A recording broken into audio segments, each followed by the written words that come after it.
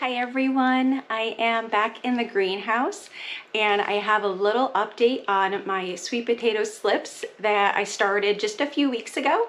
They have already started to sprout. I've gotten numerous sprouts off of those few sweet potatoes that I buried halfway in some seed starting mix. And so I wanted to show you the next step, what to do after they sprout. So here is just one of the trays of sweet potatoes I put into the soil. I have maybe like 3 really thin sweet potatoes that I harvested last fall from our garden. I saved them. I didn't use them in the kitchen for cooking, so I decided to do my own sweet potato slips this year. So you can see there are these like sprouts that are kind of coming up from the top of the sweet potato.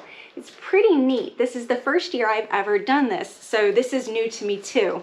So if you can get kind of a nice look, you can see right down in, there's a whole bunch of small ones that are sprouting up, and then I have ones that are like this that have grown to be, a good, 6 inches. At this point, when they get this tall, this is when you're going to snip them right down at the soil level. So let me show you what I'm talking about. So you can see I'm right at the soil level for this sweet potato slip, just where it's coming out from the sweet potato and the soil. So I'm just gonna go ahead and carefully snip that. And you'll see right here, this is what is known as a sweet potato slip.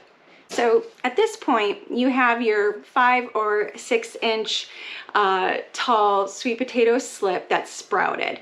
Okay, you're gonna now take these bottom leaves right off, okay? And I'm going to put this sweet potato slip into some water because you're going to want it to root. And it's going to stay there until you are ready to plant your sweet potato slips for your area. That's going to be when it's nice and warm out. Sweet potatoes like warm, okay? They take a long time to actually produce. So we wait all summer to be able to harvest our sweet potatoes. So once you've cut your sweet potato slip, your sprout, you put it into some water. And what'll happen, as you can see from the other ones I've done before that grew very quickly, is you'll see that there are these like roots that start to come out. That is what you're looking for. You are rooting them in water. And when your time comes for your area, when you can put out your sweet potato slips, you're just gonna take them right out of the water and you're gonna put them in the dirt, and that's it. That's how you grow sweet potatoes. I know I've purchased sweet potato slips from nurseries and they can get quite expensive. I think when I purchased the Beauregard sweet potato slips last year, I think they were like 12 slips for $25 plus shipping. So I wanted to try my hand at doing it myself this year. And why waste perfectly good sweet potatoes that I grew, but I just hadn't used in the kitchen. And then I get the Beauregard sweet potatoes that we like. So now that you have your sweet potato slips in the water, just make sure to change out your water once a week to keep it fresh. And basically, I just keep them in a mason jar.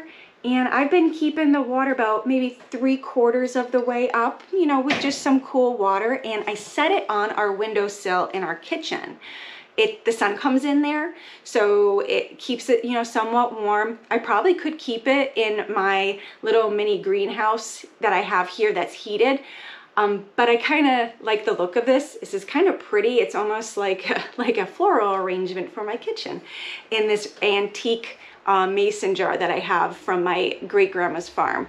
So it's kind of pretty to look at. So I do keep it in our house, but I keep it warm. They will root better in warmer conditions, so just put it in a warm spot and you'll be good to go, changing out your water once a week. So yeah, that's pretty much it. That's what we're doing with our sweet potatoes, and I'm hoping my experiment as a first-time sweet potato sprouter comes to fruition and does well this year. So Thank you all for stopping in, and I'll see you next time. Goodbye.